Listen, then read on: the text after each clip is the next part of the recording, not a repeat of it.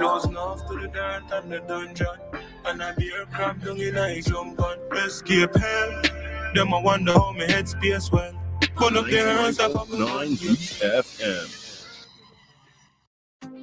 Voice of the Man Bongo Prime representing for Activated Mornings on WEFM 99.9. WhatsApp us or call us at 457-9997.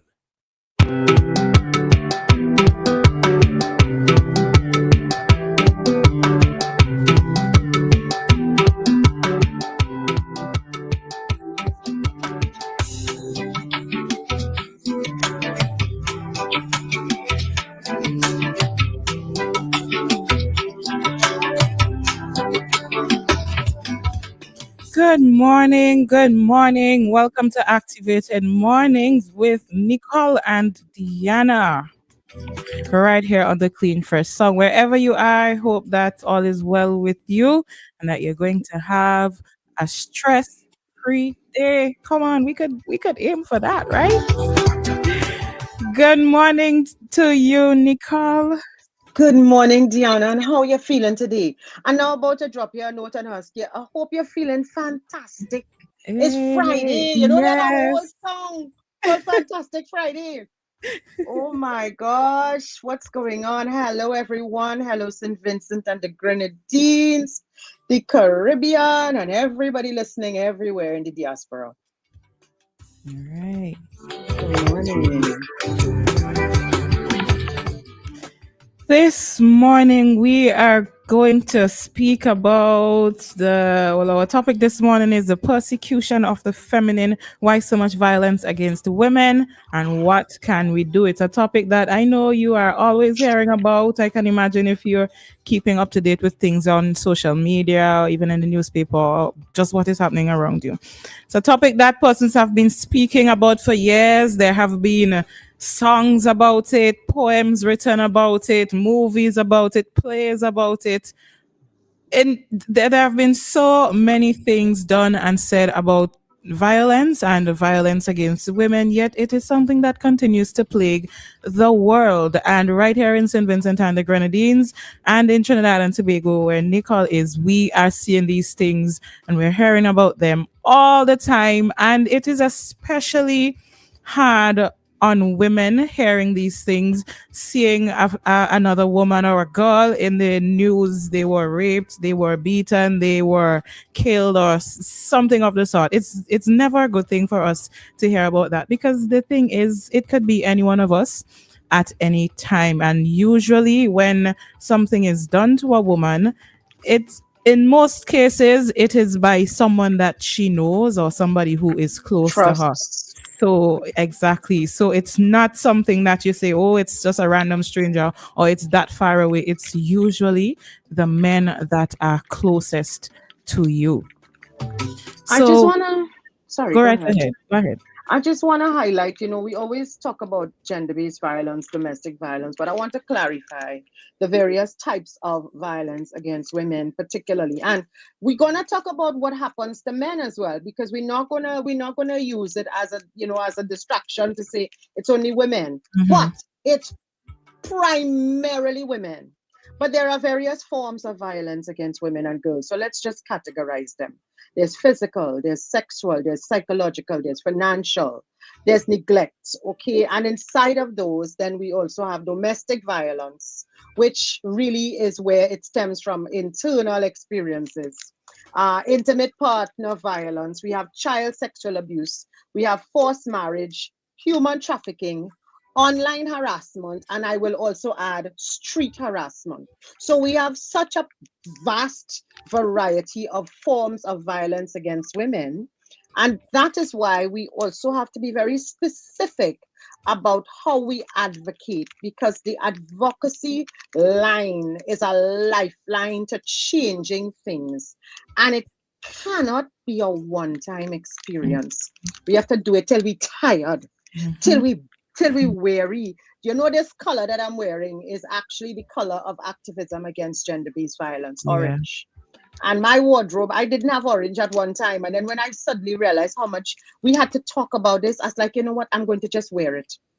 I'm going to wear it because some days are tired talk, but I'm not going to stop. Right.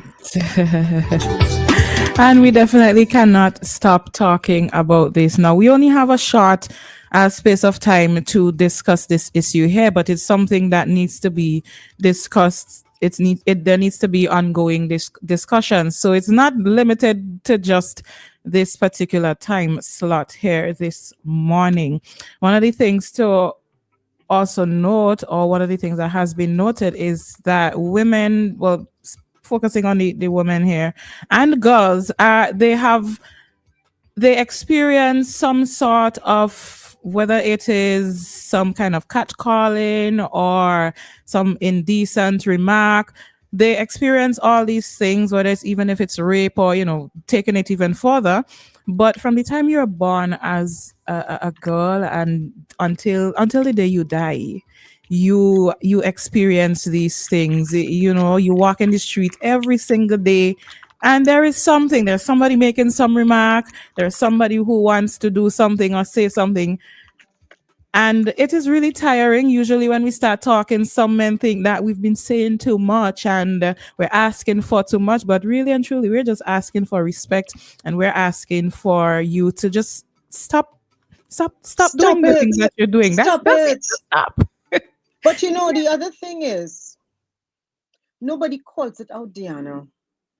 We don't call it out enough. And I would never forget, one time I called it out publicly, and I knew the behavior change would happen immediately. But you see, sometimes we're afraid, and it all depends on where we are and who we are in the midst of, in terms of particularly that person. That a friend of ours created a community, and the hashtag was Pin the Creep. And she has since gone on to be a global force to reckon with in the advocacy world. And we have a partnership with her. But the name of the organization, well, one of the hashtags of the organization and the slogan was Pin the Creep. In other words, mark that spot where that creep is, where that creepy person is, because creepy people also come on our phones. They come into our direct messages. They come, and you know what? I hate to have my face looking so. Say that again, Nicole. I hate to have my face looking so while I talk about creepy people. But creepy people creepy out. And they are in a lot of our so-called safe spaces as well, the places that you think could be the safest. A lot of them are there. Create those safe spaces because it's an opportunity. And remember, these are opportunistic crimes. These are opportunistic experiences. Somebody who is in your household with you, particularly committing crimes of either sexual violation to children, boys and girls, or to having making that financial hold seem so very difficult that I have to depend on you to buy sanitary napkins. Yeah, let me tell you, this is not a half a minute conversation. Nope. So we swallowing this one quick. But we're going to burp and make it come out. I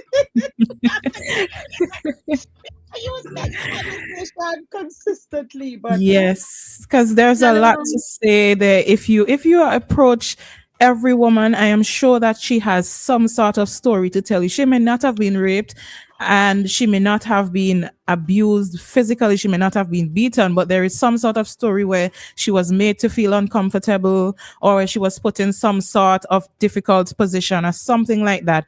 I was really surprised because I know of these things. I know of all the things that happen to women. And it's not until I sat with some of these women that I was around all the time and we actually started having conversations, you realize that they have gone through so much at the hands of a man, and you'd see them every day going about laughing, smiling, talking, and you don't know. You're talking about the issues and you don't even realize that the women that are closest to you have suffered in some way or the other as well. And that's this. You're muted. That's the sad. You see, I think I might have mute myself just to keep quiet. That's the sad part, that it's always someone we trust, or most times. Let me not say always, because I go get bashed for saying always. But most times it's someone that was protecting us or gave us that sense of comfort and ease. And something changed or shifted or was always there and we didn't know it. But I'll tell you the other thing, Dianna. Women always have this sixth sense, this gut feeling. And it's not that we don't know sometimes, It's that because we also just want to take that whole removal of doubt and yeah, let's give the benefit of the doubt, or sometimes it also gets to the point where I had no choice. And I remember once a woman saying in some of our advocacy actions that because of the financial situation that she was in, she was taking the abuse. Yeah. And this is where safe houses and safe spaces come in. But I'll tell you this, you cannot have a safe house that is unsafe to access. So I sometimes I empathize about the dialogues for safe houses, but there are a lot of steps that have to happen first before that can become a reality and become truthfully safe.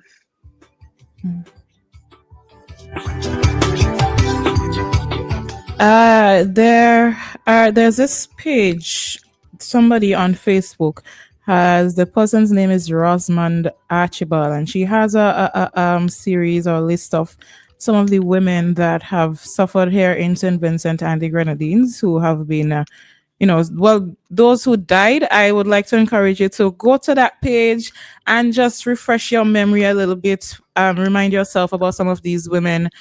About 3 years ago, we did a production where we touched on some of these issues. We looked into some of these cases, and it was not until we were doing our research for that production that I realized how much this happens and how much our women are quiet about it for various reasons, as you say. And I know women in those situations where the man is their breadwinner and they have nobody else, they have nowhere to go, and they're just there taking the abuse. And it's hard to watch, knowing that there really isn't much that you can do for that person because they need a space and you don't have that space to provide for them.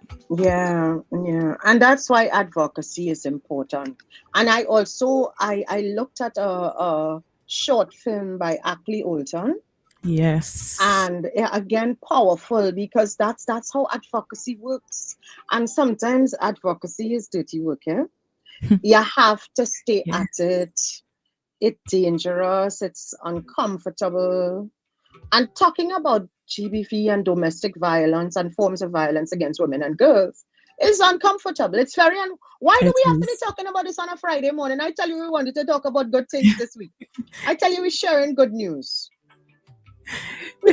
We'll share some good news. The good news to the ladies is always find some way to take care of yourself financially. It doesn't matter how how good of a man you have or how much you're being taken care of. At least learn a skill or something that you can have in the event that things don't work out as you plan. You would not be stuck in this position where you cannot go anywhere because you're depending on this man. Learn how to defend yourself as well. As a woman, we have to learn to do these things. You may not be strong, you may not have the muscles to fight according to who you're fighting with, but there are things that you can do. Learn a little self-defense, and self-defense doesn't have to be going to what you call it, those classes where you learn Jiu-jitsu, karate and all of those things. Yeah, you can use a little YouTube or just use basic things. Learn about some weak spots that you can target and things like that to defend yourself, whether it is you're at home and you're being attacked or you're walking at night, because even then you're at risk all the time. Yeah. And it's now 7:35, which means that we have to head out of this talk segment. We'll be back at 7:45 for more commentary.